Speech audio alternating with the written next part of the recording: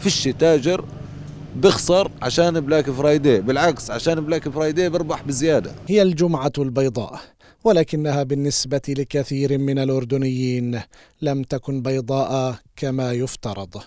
عروض ملأت الشاشات ومواقع التواصل الاجتماعي وواجهات المحلات التجارية، ولكن على الأرض تبدلت الصورة.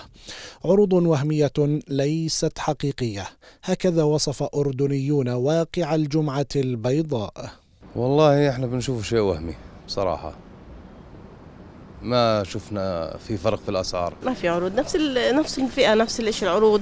هم اصلا تكون اسعارهم، هم بيقدروا يغلوها بيحطوها نفس السعر. ما في. انا بحسه وهم، يعني عبارة عن دعاية انه الاستقطاب للزبون بتورط. خيال الأردنيين ذهب إلى أبعد من ذلك، فهم يدركون لعبة الأسعار في الجمعة البيضاء وفق ما يقولون.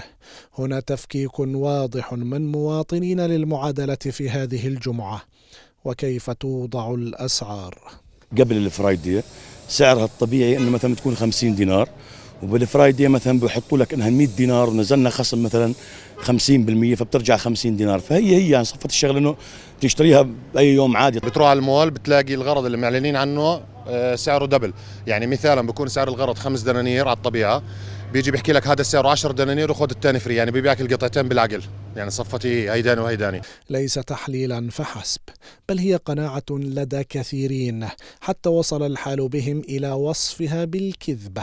كذبة صنعوها هم علينا عشان يلعبوا علينا، عشان نشتري، تزيد المبيعات بالبلاك فرايدي، وتكون آخر سنة خلاص شو يكملوا البضاعة القديمة حقهم بتاعته ويطلعوا بضاعة جديدة.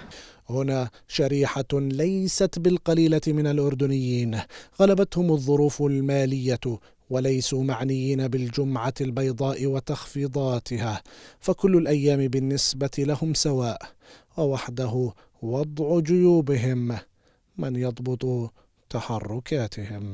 أقل ما فيها بدك تأخذ عيالك على أي منطقة، أي مول أو أي واحد عامل عروض، بدك أقل شيء حوالي 100 دينار 200 دينار، وانت شايف الوضع تعبان جدا، يعني مش شوي.